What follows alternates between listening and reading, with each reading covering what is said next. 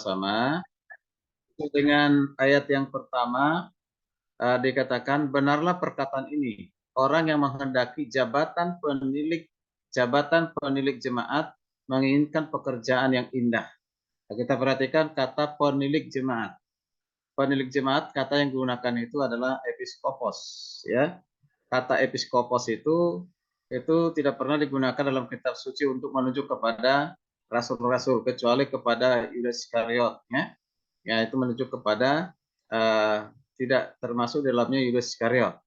Nah, misalnya kalau kita perhatikan, sebab ada tertulis dalam kitab Mazmur, yaitu Kisah Rasul 1:20 ya, biarlah perkemahan menjadi sunyi, dan biarlah tidak ada penghuni di dalamnya, dan biarlah jabatannya, kata Yunani episkopos, jabatannya diambil dari orang lain. Nah, kata jabatan itu adalah episkopos. Jadi kata episkopos ini tidak berlaku untuk digunakan kepada Yudas Iskariot yang adalah sebagai pengkhianat, ya, tidak menjadi seorang pelayan, ya, tapi digunakan kepada rasul-rasul yang lainnya. Oke, ya, dalam kitab suci tidak pernah menggunakan episkopos itu untuk menunjukkan suatu kedudukan atau jabatan yang lebih tinggi. Misalnya, ya lebih tua, majelis lebih tinggi daripada evangelis, atau ketua majelis lebih tinggi dari pendeta. Ya, tidak ada, ya, tidak, episkopos itu tidak menunjukkan suatu adanya yang lebih tinggi dan yang lebih rendah dalam suatu kedudukan. Tidak. Jadi kata episkopos itu menunjukkan kepada pelayanan, ya, pelayan atau pelayan Injil, pemimpin gereja, tanpa ada tingkatan yang lebih tinggi atau lebih rendah. Artinya apa?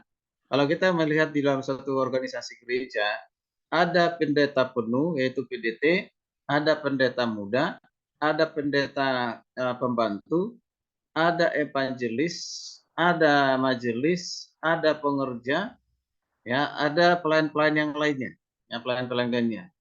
Nah, kalau sudah mengambil bagian dalam suatu pelayanan seperti itu tidak ada yang lebih tinggi nilainya atau yang lebih rendah nilainya, ya, tidak ada. Itu tanpa ada perbedaan itu. Kita sama semua di hadapan Tuhan, ya. Kalau saya dipercayakan sebagai ketua sinode di dalam satu organisasi itu lebih tinggi, tapi dalam penilaian Tuhan itu tidak ada bedanya dengan yang ketua klasis kah, sekretaris klasis kah. Jadi saya tidak ada perbedaan lebih tinggi dari mereka kalau dilihat dari penilaian ataupun makna dari pelayanan itu sendiri, ya.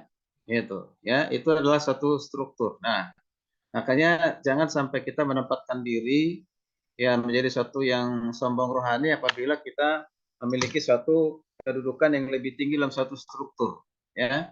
Ya, itu maka dituntut satu kerendahan hati. Oke, itu maksudnya yang pejabat penilik jemaat tadi ya, jabatan penilik jemaat itu ya siapa saja sama di hadapan Tuhan, ya, sama di hadapan Tuhan.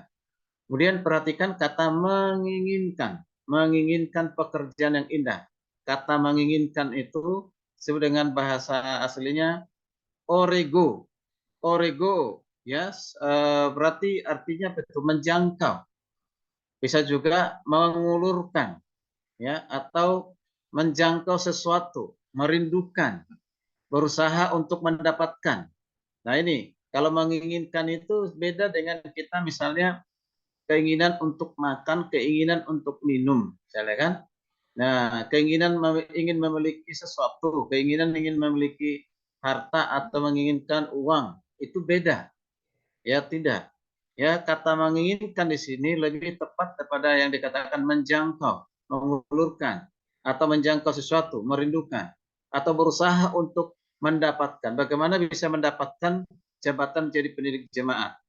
Makanya kalau kita menjadi penilik jemaat itu ada prosesnya, ya, prosesnya. Prosesnya bukan berarti birokrasi yang ada dalam suatu jabatan itu penting birokrasi, tetapi birokrasi tidak menjadi suatu halangan penghambat buat kita dipersiapkan dilantik untuk menjadi seorang pejabat gerejawi, ya, atau pekerja gerejawi, ya. Tidak, ya. Maka kita lihat kata menginginkan itu adalah penekanannya berarti keinginan yang sungguh-sungguh, ya, keinginan yang sungguh-sungguh. Nah, seorang yang menginginkan suatu jabatan itu harus disertai dengan keinginan yang sungguh-sungguh. Jadi bukan karena dipaksa, ya, bukan karena dipaksa, atau bukan juga karena nggak enak dengan yang meminta kita, ya kan? Enggak. Jadi lahir dari hati. Ya, kesungguhan itu lahir dari hati. Maka kita bisa dimasukkan, digabungkan dalam satu pekerjaan atau pelayanan, ya, suatu pelayanan. Karena lahir dari hati. Nah, dengan tujuan apa? Tujuannya jelas. Tujuannya adalah untuk membawa kemuliaan yang lebih besar bagi Allah. Jadi untuk bawa kemuliaan bagi Tuhan. Jadi kita dipanggil, dipersiapkan, dilantik, diutus. Ingat, jangan lupa itu tujuannya adalah untuk kemuliaan Tuhan, ya, untuk kemuliaan Tuhan, dan juga untuk apa? Melakukan kebaikan yang terbesar bagi jiwa-jiwa manusia melalui cara di mana kita bisa melayani, ya. Nah, jadi mengapa kita melayani? Mengapa kita melayani? Tentu itu adalah bisa saja dikatakan itu sebagai ungkapan syukur kita. Ungkapan syukur kita atas segala kebaikan yang sudah kita terima dari Tuhan. Maka kita mau melayani jiwa-jiwa yang Tuhan persiapkan. Jiwa-jiwa yang akan kita layani. Ya, jadi melayani Tuhan berarti kita melayani jiwa-jiwa. Ya.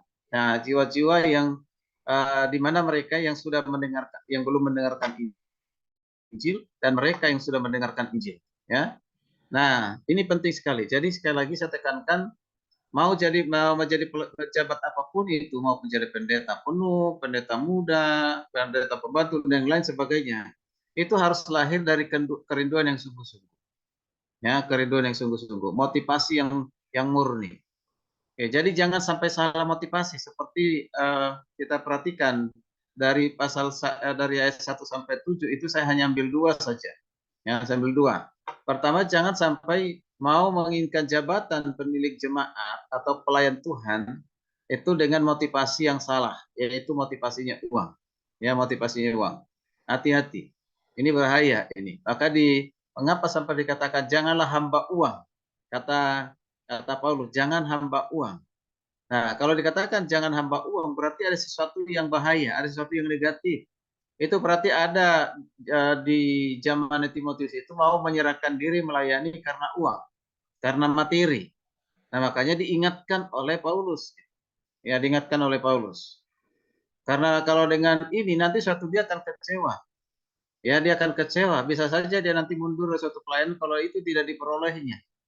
Ya, tidak diperolehnya. Ya, sekarang ini tidak rahasia lagi. Ya, banyak motivasinya melayani Tuhan itu untuk mendapatkan persembahan kasih, untuk mendapatkan uang.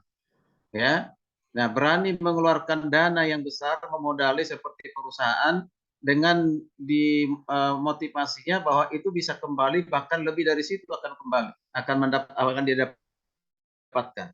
Itu ya, maka gereja itu dibuat menjadi suatu bisnis, gitu. Ya, menjadi suatu bisnis. Saya keluarkan dana besar untuk sewa tempat, ya, untuk segala sarana prasarana saya siapkan dengan megah supaya aman nyaman jemaat beribadah, ya, itu dipersiapkan dengan baik, tapi di kepalanya ini akan kembali modal dalam waktu 2 tahun, kembali modal. Itu kalau itu pemikiran seperti itu bukan pelayan yang tulus, ya. Nah, itu. Jadi jangan sampai karena motivasinya uang seperti orang Cina bilang apa? Coh Yesus atau coh gereja, gitu ya. Nah ya. Jadi ini apa istilah, sebenarnya istilah memalukan ini ya. Ya, memalukan. Jadi harus diakui bahwa sering ada kasus seperti ini, kasus seperti itu. Ya. Ya, saya kenal ada beberapa orang ya. Jadi orang seperti ini tujuannya adalah untuk apa? Supaya memperkaya diri sendiri. Ya, jadi bukan untuk kemuliaan Tuhan atau kebaikan untuk cari jiwa untuk dilayani. Ya. Nah, ini perlu kita perhatikan bersama-sama. Oke. Menganggap kalau sekolah misalnya gini, kalau menganggap kalau sekolah sekuler mahal, susah, kalau sudah dapat gelar S1 pun gajinya rendah. Nah, kalau itu kalau kerja di sekuler gajinya rendah. Coba kalau melayani misalnya jadi hamba Tuhan. Ya, kalau jemaatnya banyak, perpuluhannya banyak, ya, jemaat persembahan jemaat banyak, wah itu bisa perpuluhan lebih banyak daripada gaji dari seorang pegawai negeri, dari seorang karyawan. Ya, Nah, ini tentu motivasi-motivasi seperti ini keliru, salah. Itu saya perlu tegaskan hal itu, ya. Itu tidak boleh dalam kita masuk dalam satu pelayanan, ya. Ya, jadi jangan sampai katakan, lebih enak lah kerja jadi pendeta, ya. Ya, jadi pendeta gajinya gajian sampai setiap saat, ya, tidak ditentukan tanggalnya, ya, tanggal berapa saja bisa gajian, bisa dapat uang. Tentu tidak demikian, ya. Jadi motivasi uang itu menyebabkan mereka sering apa? Ini ya, rebutan jemaat, saling tuduh sebagai pencuri domba dan sebagainya. Ini adalah kisah peristiwa-peristiwa ini pernah terjadi loh, ya. Misalnya kalau ada satu jemaat pindah dan jemaat ini adalah orang yang selama ini rajin memberi di satu gereja, ya, di satu gereja A misalnya, ya. Nah, dia mungkin berpartisipasi pembangunan tempat ibadah atau sarana prasarana, dia membantu, dia berkorban, ya, banyak uang yang dikeluarkan. Nah, ini mungkin bisa saja pergi ke tempat lain, loncat ke tempat lain, ya. Nah, kalau dia akhirnya mungkin pindah ke tempat lain, perlu kita evaluasi di persoalannya di dia atau persoalannya di gembala atau di gereja, gitu kan? Nah, tetapi hal yang penting jangan sampai membuat kita ribut dengan gereja B ketika dia pindah ke gereja B. Kita mau nuduh, kamu ribut jemaat saya, ada apa? Ya, kamu bilang apa, janji apa, sehingga jemaat saya pindah. Kamu pencuri domba. Nah, tidak perlu. Ya, makanya saya anjurkan kepada kita setiap gembala, jangan berkata jemaat saya, ya jemaat saya. Itu bukan jemaat kita, itu jemaatnya Yesus. Jemaat yang saya gembalakan, yang dipercayakan oleh Tuhan untuk digembalakan itu. Nah, kata jemaat saya, menurut saya itu kayaknya buat saya itu jemaat saya. Nah, siapa kita kok itu mengatakan jemaat saya? Jemaatnya Tuhan. Jemaat yang kami gembalakan di gereja A, di gereja B. Nah, itu. Ya. Nah, itu lebih tepat gitu, ya. Nah, oke. Baik, kemudian motivasi yang kedua. Motivasi yang kedua itu karena apa? Dengan dia menjadi hamba Tuhan, menjadi pendeta, nah berarti harga dirinya semakin naik. Dia akan semakin dihargai, dia akan semakin dihormati. Jadi motivasinya begitu. Mengapa mau jadi pendeta? Ya kalau pendeta kan di mana-mana dihargai, dihormati. Tapi kenyataannya juga banyak pendeta sekarang ini dilecehkan karena apa? Hidupnya tidak sesuai dengan khotbahnya, hidupnya tidak sesuai dengan pengajarannya, ya kan? Tapi kalau hidupnya sesuai dengan pengajaran, itu sangat dihargai, sangat dihormati tanpa kita minta. Jadi jangan kita sebagai hamba Tuhan, pelayan Tuhan, mau menerima itu semua jabatan dengan tujuan supaya saya dihormati, supaya saya dihargai, ya dianggap sebagai orang Kristen, ya, supaya kelihatannya saya sebagai orang Kristen yang aktif, ya. Tidak demikian. Ya, ada orang bersedia menjadi pelayan Tuhan, majelis dengan tujuan apa? Menaikkan harga diri supaya dihargai, dihormati. Sekalipun mungkin pengetahuan Alkitabnya masih kurang atau kurang memadai, ya. Ya, kurang memadai. Nah, itulah pentingnya kita kalau udah hamba Tuhan terus-menerus banyak belajar Alkitab. Banyak belajar Alkitab karena kita ini jadi pengajar bagi jemaat. Berarti kita menjadi suatu kepanjangan tangan Tuhan untuk menyampaikan firman-Nya, ya. Ya, berarti kita harus diisi diri sendiri, diisi dulu baru kita bisa menyampaikan kepada orang lain, ya, orang lain, ya. Nah, ini penting sekali. Maka diingatkan jangan sampai mau melayani itu karena ingin dihargai, dihormati atau ingin meningkatkan supaya dihargai, dihormati. Enggak. Memang setiap pelayan Tuhan, ya, pasti dihargai, dihormati sekalipun kita tidak minta. Dan jangan sekali-kali kita minta untuk dihargai, dihormati orang lain. Tetapi yang adalah ciptakan dari diri sendiri. Dari diri sendiri bahwa kita ingin dihargai, dihormati orang lain, dimulai dari kita menghargai, menghormati orang lain, ya orang lain. Nah, supaya kita terhindar dari amarah ketika orang lain tidak menghargai, menghormati kita, terhindarlah dari amarah. Dan kali hamba Tuhan begitu, kamu nggak tahu siapa saya ini pendeta, saya ini hamba Tuhan, hargai dong saya, hormati dong saya. Tidak perlu kita harus berkata demikian. Tanpa ngomong seperti itu, ketika kita sudah mendahului menghargai, menghormati orang lain itu akan menghargai, menghormati kita. Ya, Itu. Jadi tidak perlu kita ada tindakan yang emosional ketika orang lain tidak menghargai, menghormati kita. Oke. Jadi seorang yang seorang hanya boleh menolak tawaran, ya, tawaran menjadi pelayan Tuhan, baik itu pendeta, pendeta muda, PDP, ya, pendeta pembantu, majelis. Kalau ia yakin bahwa Tuhan tidak memanggilnya, ya, kita boleh menolak, ya, siapapun yang menyuruh kita, siapapun yang mau mempengaruhi kita supaya melayani Tuhan. Kalau itu bukan tidak yakin panggilan Tuhan, jangan dipaksakan, jangan mau berabe nanti. Banyak tantangannya. Menjadi seorang pelayan Tuhan itu tidak mudah. Ya, kita akan menjadi salah satu serangan dari pekerjaan-pekerjaan setan, pekerjaan iblis. Dia nggak suka kita menjadi pendeta, kita nggak suka kita menjadi penginjil, kita nggak suka kita melayani firman. Jadi segala cara akan dilakukan, diserang melalui keluarga, diserang melalui cara-cara lain, segala strategi. Kalau kita tidak punya panggilan yang jelas, kita mudah menyerah, kita akan tinggalkan. Bukankah sudah banyak contoh orang yang tadi memulai satu perintisan pelayanan, ya, banyak contoh sudah dimulai dengan merintis pelayanan dengan semangat, sudah mulai ada jemaat, tapi ketika diperhadapkan dengan tantangan dari kiri dan kanan, dari internal eksternal, mulai dia kehilangan semangat bahkan mundur dari pelayanan, ditinggalkan itu pelayanan. Ya, itu kalau nggak punya hati ya seperti itu. Tapi kalau dia punya hati, mau tantangan sebesar apapun, dia tetap maju. Dia tahu bahwa pasti di ujungnya sana ada jalan. Tidak ada yang buntu gitu. Tidak ada jalan yang buntu dalam pelayanan. Ya. Ya, pertanyaannya bagi kita, ya. Pertanyaan bagi kita yang menyerahkan diri, menawarkan diri untuk menjadi pelayan gerejawi. Apakah sudah berpikir atau apakah sudah menganggap bahwa kita digerakkan oleh Roh Kudus sehingga kita mau mengambil jabatan jadi pendeta?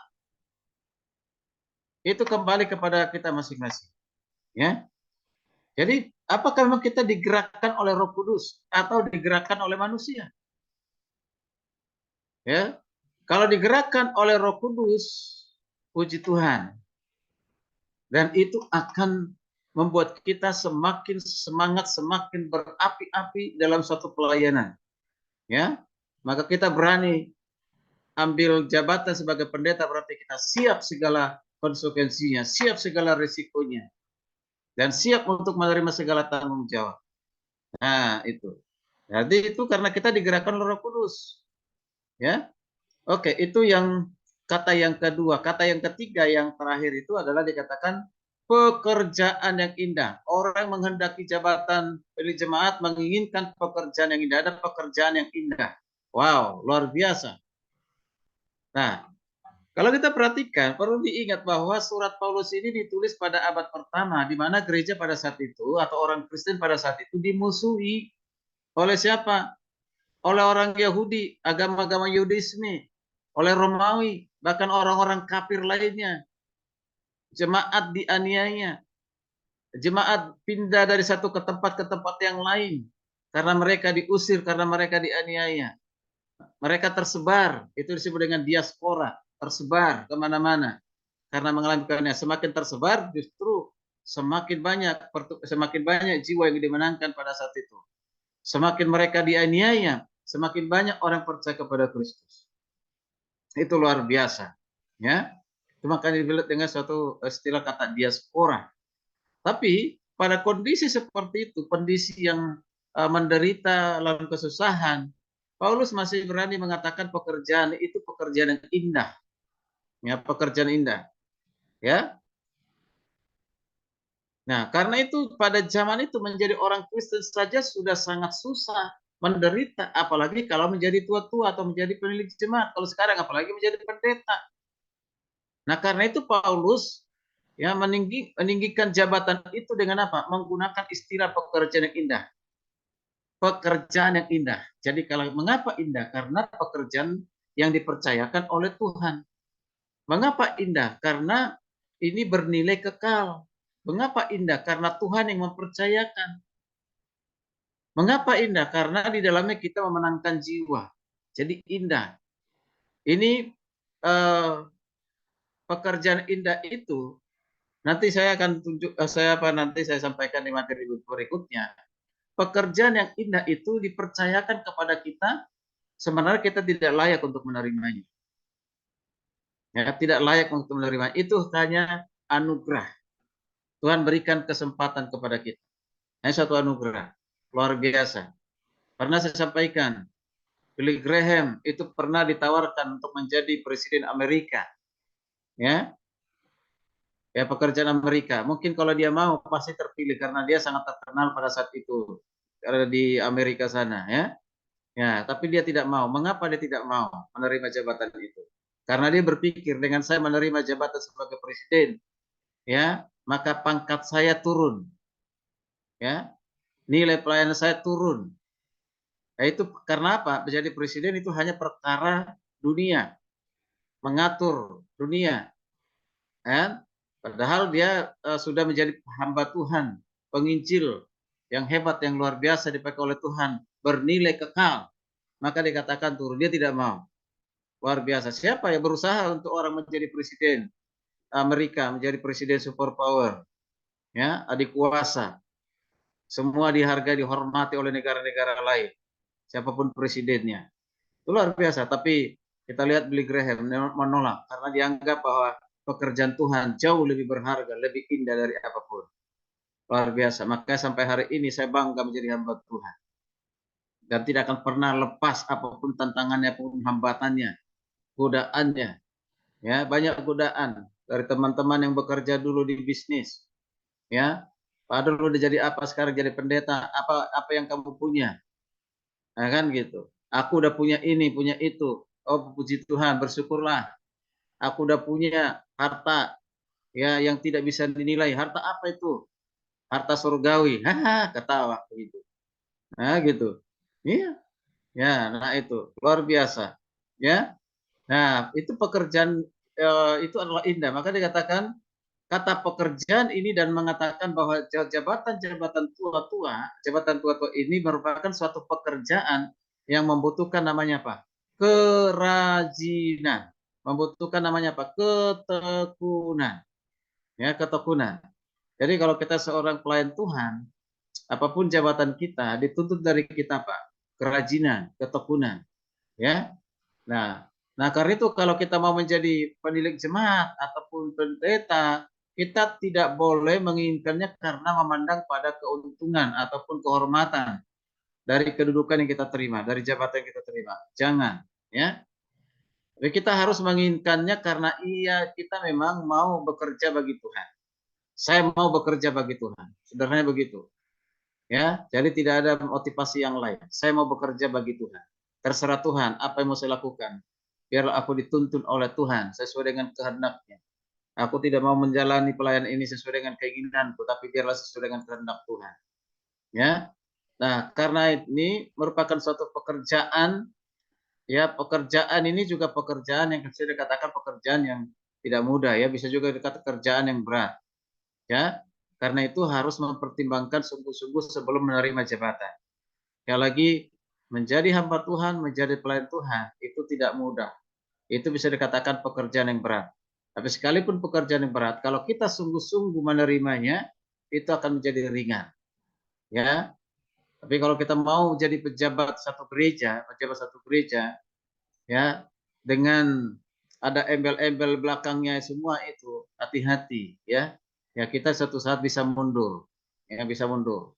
Jadi jangan sampai kita berpikir gini, apa yang diberikan gereja kepada saya, ya, bukan, tapi apa yang saya berikan kepada gereja untuk kemuliaan bagi nama Tuhan, itu yang benar, ya, itu yang benar. Karena hari-hari ini banyak itu, apa sih yang diberikan sinode kepada saya, apa yang diberikan klasis kepada saya, apa yang diberikan gereja lokal yang saya pimpin kepada saya. Tidak demikian, tapi apa yang mau saya berikan kepada Tuhan melalui gerejanya, itu yang baik, itu yang sehat, ya. Jadi kita menginginkan jabatan itu, berarti kita jangan sampai menginginkan dengan sembarangan, tapi karena ketulusan hati, karena kesungguhan hati, dan tadi dikatakan karena gerakan daripada Roh Kudus, ya, gerakan daripada Roh Kudus, ya. Jadi sangat jelas sekali, saya coba baca di Efesus 4 ayat 11 ya, Efesus 4 11 sekali ini. Dan ialah memberikan baik rasul-rasul maupun nabi-nabi, baik pemberita-pemberita Injil maupun gembala-gembala dan juga pengajar-pengajar. Jadi karunia jabatan itu adalah datangnya dari Tuhan, pemberian Tuhan, dan secara cuma-cuma. Kita mau jadi gembala, ya, mau jadi pendeta, mau jadi penginjil, mau jadi pengajar, itu adalah karunia dari Tuhan. Ya, satu kesempatan yang Tuhan berikan kepada kita. Karena itu kita nggak boleh main-main, ya, tidak boleh main-main.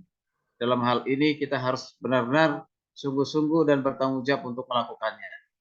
Itu tiga hal itu penting. Jadi yang pertama tadi kita dikatakan penilik jemaat berarti pejabat, ya, menginginkan pekerjaan itu pekerjaan yang indah, pekerjaan indah.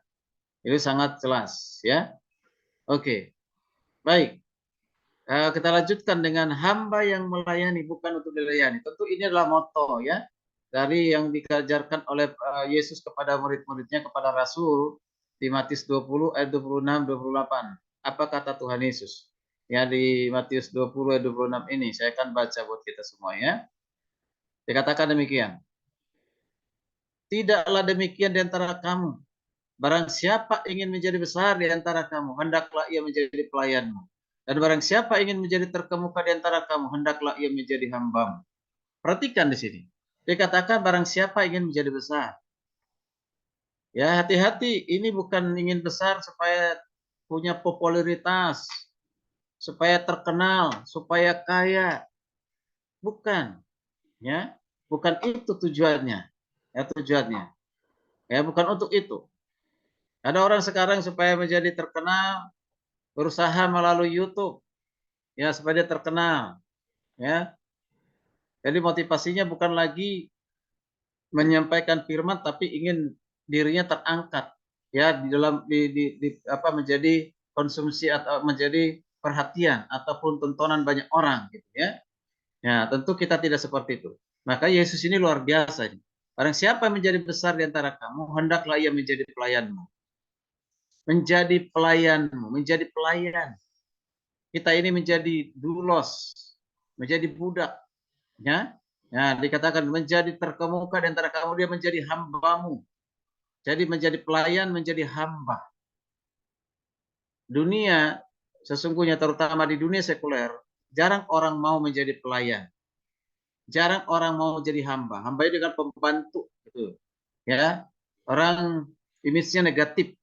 Kamu kerjanya Pak, pembantu rumah tangga. Kalau sekarang sudah lebih keren, asisten rumah tangga. Ya, tidak lagi dikatakan pembantu rumah tangga, asisten rumah tangga. Jadi sepertinya keren begitu, ya. Nah, tapi tetap aja itu yang di cuma pembantu ternyata. Oh, cuma pelayan restoran ternyata. Nah, itu rendah dalam pandangan orang. Tapi kalau kita menjadi pelayan Tuhan, menjadi hamba Tuhan, ya hamba Tuhan, mungkin banyak orang menganggap itu suatu pekerjaan yang rendah. Enggak apa-apa. Silakan aja. Karena yang memanggil kita, yang mengutus kita, yang memperlengkapi kita, yang menyertai kita bukan orang. Adalah Tuhan sendiri yang telah memberikan kesempatan itu bagi kita untuk melayani. Jadi banggalah menjadi pelayan Tuhan, banggalah menjadi hamba Tuhan. Ya, kalau kita lihat siapa itu Tuhan yang kita layani. Ya. Nah, dikatakan sama seperti anak manusia datang bukan untuk dilayani, melainkan untuk melayani dan untuk memberikan nyawanya menjadi tebusan bagi banyak orang. Yesus Kristus menjadi contoh bagi kita. Dia datang bukan untuk dilayani tapi untuk melayani. Lalu apa buktinya? Ya, Yesus melayani. Yaitu apa? Berkorban. Dengan apa? Memberikan nyawanya. Tidak ada yang lebih berharga di dunia ini selain pada nyawa. Nyawa itu berarti kehidupan. Nyawa itu berarti termasuk darah di dalamnya. Ya, Yesus menyerahkan tubuh dan darahnya. Dia berkorban sampai mati di kayu salib. Ya, demi apa? Supaya kita ditebus, supaya kita diberikan kepercayaan melayani, memberitakan karya Yesus itu. Dia mati dan bangkit. Ya? Nah, itu berkorban. Nah, ini bukan satu kebetulan tertulis dalam suatu Alkitab. Tujuannya supaya kita mencontoh teladan Yesus. Siap berkorban. Sekarang ini tidak perlu lagi berkorban untuk menyerahkan nyawa kita. Mati itu. Tapi memberikan hidup kita. Ya, seperti dikatakan oleh Rasul Paulus di Roma 12 itu. Persembahkanlah tubuhmu sebagai persembahan yang hidup, yang berkenan kepada Tuhan. Tubuh kita, jiwa kita, roh kita, harta kita, apapun yang kita miliki, kita persembahkan kepada Tuhan. Jadi seorang pelayan Tuhan harus siap untuk berkorban. Kalau tidak mau tidak mau berkorban, ya lebih baik gak usah jadi pelayan Tuhan. Gitu. Ini ketegasan nih. Kalau tidak mau berkorban dalam satu pelayanan, lebih baik gak usah jadi hamba Tuhan. Gitu. Dan bahkan juga mungkin siap untuk dikorbankan. Yaitu apa? Korban perasaan. Kita disalah mengerti jemaat, mungkin kita digosipkan, mungkin kita difitnah, ya macam-macam yang lain yang menyakiti hati kita, mengecewakan kita. Siapkah kita? Siapkah kita? Nah, itu ujian yang Tuhan izinkan ya supaya kita naik kelas. Ya, supaya kita tidak menjadi ekor terus tapi kita menjadi kepala. Ya, jadi pemimpin. Ya, pemimpin yang handal, pemimpin yang kokoh, pemimpin yang teguh berdiri sekalipun digoyang dari kiri dan kanan. Karena panggilan kita jelas. Jadi siap berkorban perasaan. Nah, ini penting sekali. Ya, dan itu yang susah itu. Orang mungkin gampang dengan korban uang, korban tenaga, tapi korban perasaan itu kadang-kadang sulit kita untuk mau di korban perasaan karena namanya itu sudah persoalan hati sebenarnya. Ya, itu. Jadi harus siap untuk berkorban. Ya, siap untuk berkorban kalau menjadi pelayan Tuhan harus siap untuk berkorban. Ya. Jadi orang-orang yang melayani itu ingat kita ini adalah orang pelayan Tuhan, itu adalah aset yang paling berharga di dalam sebuah pelayanan. Aset yang sangat berharga. Jadi kalau kita menyerahkan diri untuk pelayan, berarti ini aset, aset rohani. Ya, aset rohani yang memiliki nilai yang kekal dalam suatu pelayanan. Panggilan bagi setiap umat Tuhan adalah melaksanakan amanat agung, menjadikan semua orang menjadi murid-murid Kristus. Ingat, ini tugas utama kita, yaitu apa? Ya, melanjutkan pekerjaan Tuhan Yesus, melanjutkan pekerjaan para rasul, yaitu amanat agung, memberitakan Injil, menjadikan bangsa murid Kristus. Nah, terkenal dengan Matius 28 19 sampai 20. Ada pendeta tidak hafal dengan ayat ini. Ya, harusnya hafal dengan ayat itu. Matius 28 ayat 19 sampai 20, bahkan mungkin dari ayat 18. Ya, ini jadi satu ayat yang harus kita bukan saja hafal tetapi juga itu menjadi jiwa kita, itu menyatu dengan panggilan kita. Yaitu katakan segala kuasa telah diberikan kepadaku, baik di sorga maupun di bumi. Karena itu, pergilah, jadikanlah semua bangsa muridku. Baptislah mereka dalam nama Bapa, Anak, dan Roh Kudus. Ajarlah mereka melakukan segala sesuatu yang kuperintahkan kepadamu. Dan ketahuilah, aku menyertai engkau senantiasa sampai akhir zaman. Ini adalah amanat agung. Sebelum Yesus naik ke surga, diberikan kepada murid, diperkatakan, diucapkan kepada murid-muridnya. Ya, Yohanes mengatakan, engkau bisa melakukan pekerjaan-pekerjaan yang besar, jauh lebih besar daripada apa yang sudah saya lakukan. Yesus ada 3,5 tahun melayani di dunia ini, tapi dampaknya besar sampai hari ini melalui siapa? Orang-orang yang sudah dipilih dan diutusnya itu para rasul dan hamba-hamba Tuhan di zaman sekarang ini. Ya, seandainya kan tidak ada rasul, apakah Injil sampai ke Indonesia atau ke negara lain? Tidak. Karena ada rasul, maka sampailah Injil itu ke seluruh dunia seperti dikatakan. Beritakanlah Injil sampai ke ujung bumi. Gitu kan? Itu luar biasa. Ini tugas kita. Jangan sampai gereja kehilangan tugas utamanya. Ada trimandat gereja. Trimandat gereja yang pertama adalah apa? Koinonia, persekutuan, ibadah. Itu ada di internal. Kemudian ada diakonos, diakonia, dari kata diakonos pelayanan, pelayanan, atau ada kata diakonia, ya pelayanan kepedulian kepada sesama jemaat, ya itu memperhatikan mereka dalam hal mengunjungi, mendoakan, memberikan sesuatu yang mereka butuhkan pada saat mereka sakit, pada saat mereka kemalangan. Itu diakonia. Tapi jangan lupa, yang paling penting adalah kita lakukan itu adalah marturia. Berarti itu adalah penjangkauan keluar, itu eksternal, yaitu untuk apa? Ya, mengumpulkan sebanyak mungkin orang menjadi warga kerajaan Allah untuk kemuliaan bagi nama Tuhan, yaitu beritakan Injil, beritakan firman. Siap sedialah, baik tidak baik waktunya. Itu dikatakan dalam 2 Timotius 4 ayat 2. Ya, siap sedialah baik tidak baik waktunya, beritakanlah firman. Ya, beritakanlah firman, siap sedialah baik tidak baik waktunya. Artinya, ya dalam segala situasi, dalam segala kondisi apapun, kita harus siap sedia untuk memberitakan Injil. Ya, memberitakan Injil. Ya, melaksanakan amanat agung Kristus itu. Nah, jadi setiap orang Kristen yang telah menerima keselamatan dari Tuhan Yesus Kristus secara otomatis menjadi hamba Kristus. Jadi kita hamba Tuhan, para pendeta, bahkan nanti menjadi gembala sidang, kita harus berikan pemahaman kepada jemaat. Mereka yang sudah memperoleh keselamatan, mereka pun adalah hamba Tuhan. Mereka juga hamba Kristus yang harus mengambil bagian dalam pelayanan. Mereka boleh menjadi tim kerja kita. Dengan adanya tim kerja, maka jangkauannya lebih besar, dampaknya pun akan lebih besar. Gitu. Jadi jangan kita jalan sendiri. Karena saya pelayanan di satu gereja di daerah Tangerang sana. Tidak perlu saya sebut gerejanya. Ya, ya, tuh gereja besar. Gerejanya besar.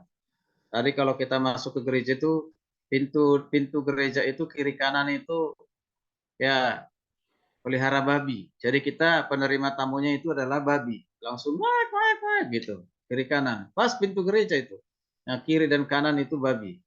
Waduh, saya bilang kenapa di sini ditempatkan ini babi di depan? Hah? Nah, gerejanya lumayan besar. Nah, jam berapa ini ibadahnya Pak? Udah 1 jam menunggu, kok belum ada jemaat? Gitu. Ya sebentar lagi Pak. Ya, bentar lagi sekolah minggu dulu Pak. Sekolah minggu, saya lihat sekolah minggunya hanya tiga orang kalau nggak salah waktu itu. Anaknya sendiri dan ada anak tetangga satu. Nah, tapi sekolah minggu yang mengajar sekolah minggu siapa? Gembalanya. Yang main gitar di sekolah minggu siapa? Gembalanya. Nah, lalu saat ibadah, nah yang main musik siapa? Gembalanya. WL-nya siapa? Gembalanya.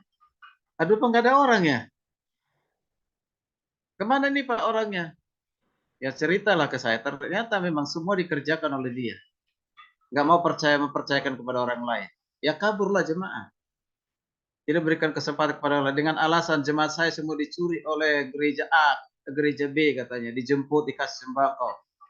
Kalau di situ dia berjemaat, bertumbuh dalam gereja lokal, sudah bertumbuh dalam gereja lokal, biasanya tidak akan pernah mau dipengaruhi oleh gereja manapun. Dia tetap akan di situ, dipengaruhi dikasih apapun itu. Ya, itu nggak jauh Pak, itu Pak Ilan dari apa itu dari bandara itu. Ada kampung benteng Cina Benteng namanya kali kalau nggak salah ya. Nah, di situ tuh. Ya, itu lihat karena dikerjakan sendiri pelayanan. Saya sudah bilang nggak boleh Pak seperti itu. Bapak harusnya umurnya nanti 80 tahun jadi umur 40 tahun Pak kalau Bapak seperti ini. Bapak mau panjang umur nggak? Iya, kasih kesempatan kepada yang lain untuk melakukan pekerjaan yang lain. Lalu Bapak harus sekolah teologi, ya, untuk mengembangkan diri. Itu. Ya, lama kemudian saya dengar, Pak, saya sudah sekolah teologi di Harvest katanya. Saya naik sepeda. Oh, bagus, puji Tuhan. Itu supaya bisa melihat dunia ini, ya perkembangan zaman, perkembangan teknologi dan yang lain supaya dia bisa mengikuti. Gitu. Ya, itu luar biasa. Oke, jadi sebagai hamba Kristus, ya hamba Tuhan, mari kita menjalankan fungsi kita sebagai garam dan terang. Kita harus menjadi garam dan terang. Garam itu berarti mengenakan, kehadiran kita selalu mengenakan. Berarti kalau terang berarti kita selalu bersinar. Sinar kemuliaan Allah ada pada kita. Yaitu kasih itu ada pada kita, kebaikan itu ada pada kita, kekudusan itu ada pada kita. Itu namanya terang di tengah kegelapan. Ya. Nah, jadi ini penting sekali. 1 Petrus 4 ayat 10. Dikatakan demikian, layanilah seorang akan yang lain sesuai dengan karunia yang telah diperoleh tiap-tiap orang sebagai pengurus yang baik dari kasih karunia Allah. Layani seorang yang lain dengan cara apa? Karunia. Setiap kita yang sudah dipanggil Tuhan, pasti diberikan kepada kita karunia. Entah itu karunia mengajar, karunia menginjil, karunia konseling, ya. Ada orang mungkin karunia bahasa roh gitu kan. Ya, dan karunia-karunia banyak yang lain, karunia untuk memimpin. Nah, banyak karunia yang Tuhan berikan. Nah, pastikan kita punya karunia itu, lalu karunia itu kita kembangkan untuk membangun tubuh Kristus, untuk membangun pekerjaan Tuhan, untuk pemulihan nama Tuhan. Ya, jadi itu. Jadi kita tahu, kita harus tahu di mana saya punya karunia yang lebih dominan. Jadi jangan kita paksakan semuanya. Mungkin ada karunia kesembuhan orang lain, jangan kita paksakan kita harus punya karunia di situ. Kita nggak boleh ikut-ikutan. Kalau ada orang lain dia karunia kesembuhan, bukan berarti kita harus ada seperti itu. Tidak. Ya, ada mungkin karunia yang lain. Semua sama di hadapan Tuhan. Tidak ada yang lebih spektakuler, lebih hebat. Oh, itu karunia kesembuhan lebih hebat. Itu penilaian manusia. Ya, saya masih percaya ada mujizat. Kalau Kristen liberal tidak percaya ada mujizat. Ya, tidak percaya sampai hari ini, tidak percaya ada mujizat. Tapi saya orang Injili masih percaya ada mujizat. Tapi jangan kita memotivasi jemaat datang ke gereja karena mujizat. Jangan kita termotivasi untuk melayani karena mujizat. Tidak. Ada mujizat atau tidak, kita tetap melayani Tuhan. Tidak semua rasul-rasul melakukan mujizat seperti yang dilakukan oleh Yesus. Ya, tidak semua. Rasul Yohanes tidak ada. Kalau Rasul Petrus iya, Rasul Paulus ya. Nah, Markus tidak. Ya. Nah, tidak semua 12 rasul itu melakukan yang sama, mujizat. Tidak, karena orang sekarang ini lebih senang dengan mujizat. Tapi kalau karunia daripada kita, puji Tuhan. Kita kerjakan, kita lakukan sebagai sarana untuk membawa jiwa kepada Kristus. Gitu. Ya. Oke. Jadi ini penting sekali, ya. Oke. Kemudian hal yang penting lagi, bagaimana membangkitkan motivasi dan menjelaskan fungsi pelayanan. Di Roma 12 ayat 2 dikatakan, janganlah kamu menjadi serupa dengan dunia ini, tetapi berubahlah oleh pembaharuan budimu sehingga kamu dapat membedakan manakah kehendak Allah, apa yang baik, berkenan kepada Allah yang sempurna. Tentu kita melayani selalu berorientasi kepada ini berkenan kepada Tuhan tidak. Ini sesuai dengan kehendak Tuhan atau tidak. Kita sudah bisa bedakan mana yang baik, mana yang tidak berkenan kepada Tuhan, mana yang berkenan kepada Tuhan. Kita sudah tahu. Mengapa terjadi hal demikian? Karena pikiran kita sudah diperbaharui oleh Kristus. Diperbaharui terus-menerus. Makanya Paulus mengatakan di kitab Filipi itu, ya, pikirkanlah apa yang kudus, apa yang atau yang suci, apa yang mulia, apa yang benar, ya. Dikatakan pikirkanlah semua itu. Berarti pikiran kita harus berpelihara hidup dalam kekudusan. Memikirkan apa yang benar, memikirkan apa yang mulia. Itu. Jadi pikiran kita itu harus terus-menerus diubahkan, ya, dipembaharui akal budi kita. Ya. Baik. Ini yang penting. Nah, sekarang bagaimana kita bisa memahami karunia yang Tuhan berikan kepada kita? Bagaimana kita bisa memahami karunia yang ada dalam diri kita?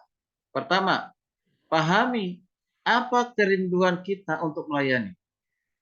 Ini, pahami kerinduan saya untuk apa sekarang ini? Mau jadi pengkhotbah, penginjil, ya, atau menjadi penasehat atau konseling, ya, menasehati, atau justru saya karunia untuk memberi. Jadi tidak ada karunia untuk menerima. Ya, kalau ada karunia untuk menerima pasti dikejar banyak orang. Ya. Ya, pasti dicari itu. Ya, tapi Alkitab katakan karunia untuk memberi. Maka di Kisah Para Rasul sudah katakan lebih berbahagia mereka yang memberi daripada yang menerima. Gitu, ya. Nah, itu. Jadi kita bisa lihat tuh dari kita sendiri. Ya, dari kita sendiri. Biasanya nanti kalau kita ada ke pertemuan-pertemuan, ya, fellowship, itu kita akan bisa lihat siapa kita sesungguhnya. Setiap tindakan kita melalui perkataan kita, tindakan kita, kita bisa lihat. Apakah kita ini orang yang terlalu hitung-hitungan dalam satu pelayanan? Atau yang menganggap diri, menempatkan diri orang yang lebih layak dihargai, dihormati? Atau kita justru mau mengerjakan apapun yang mungkin tidak dihitung oleh orang lain, kita kerjakan? Ya mungkin tidak dinilai orang lain itu sebagai hal yang berharga, tapi kita kerjakan dan berdiri di hadapan Tuhan. Nah itu, kita lakukan semua. Nah yang berikutnya, yakinlah bahwa kita paham akan panggilan kita. Kita mengerti, oh aku dipanggil oleh Tuhan. Saya dipanggil oleh Tuhan. Ketika saya dipanggil oleh Tuhan, berarti Tuhan memperlengkapi saya. Tuhan memampukan saya. Tuhan memperlengkapi murid-muridnya dengan apa? Dengan firman, dengan kuasa, dengan kasih terutama. Ya, perhatikan bidang-bidang apa yang membuat kita tak berhasil. Itu. Kalau saya ini, ya biasanya saya mengajar, ya mengajar, ya mengajar. Saya sudah lihat orang lain merasa diberkati dengan ajaran atau bisa juga konseling. Tidak semua orang bisa konseling. Ya, ketika saya misalnya gini, nanti konseling dengan si Bapak Pendeta ini aja ya. Pak, jangan Pak, Bapak aja. Begitu. Kenapa? Bapak aja gitu. Ya, mungkin tidak enak dia ngomong, ya. Tapi setelah dipaksakan dia nggak sejahtera, ya akhirnya udah saya tangani gitu. Ya. Oke, dia bilang kalau Bapak yang memimpin kami dalam konseling, ya kami bisa mengerti, kami bisa paham, Pak. Begitu. Dia nggak mau menjelekkan orang lain, gitu ya. Tadi ini konseling-konseling pranikah itu seringkali begitu. Nanti si A, si B. Nah, padahal harusnya memang tugas itu tidak harus saya, gitu ya. Oke. Kemudian perhatikan pelayanan apa yang di sekitar gereja yang dapat Anda lakukan. Apa yang kita lakukan dalam suatu gereja? Mari kita lakukan, ya. Jangan sampai kita tugas saya hanya pengkhotbah saja. Ya, tugas saya hanya konseling pranikah saja. Tidak. Pelayanan itu adalah secara komprehensif. Semua kita bisa lakukan. Semua bisa kita kerjakan. Ya, kerjakan bersama dengan tim. Bukan berarti kita semua ambil alih, tidak. Ada saat-saat tertentu ya orang tidak lakukan berarti kita harus lakukan. Gitu. Ya, jangan sampai dikorbankan pelayanan karena kita tidak mau melakukan itu. Ya, itu yang penting untuk sampaikan. Baik. Pak Gim dan Pak Ilan, mungkin ini nanti saya kirim dikirim nanti ini makna dan nilai suatu pelayanan ini ada di YouTube ya. Nanti bisa dikirim untuk tambahan memperlengkapi calon-calon hamba Tuhan yang akan dilantik ini. Ini ada di YouTube, nanti saya kirim ya. Ya, saya kirim itu didengar ya, baik Pak Erikson maupun dengan Ibu Intan dengan Bapak di sana ya. Ini ada tiga seri kalau nggak salah. Ya, saya sudah buat di YouTube ya. Baik, itu dulu Pak dari saya karena kita sudah mulai dari tadi telat, maka saya nggak bisa menyampaikan ini. Dan sekarang sudah jam 9. Terima kasih. Sekiranya ada pertanyaan atau mungkin saran masukan silakan. Ya, serahkan kembali kepada Pak Ilan. Silakan Pak. Terima kasih, Tuhan berkati. Baik, terima kasih Pak Ketua Satu Sinode, Pak Adolf yang sudah menyampaikan materi. Walaupun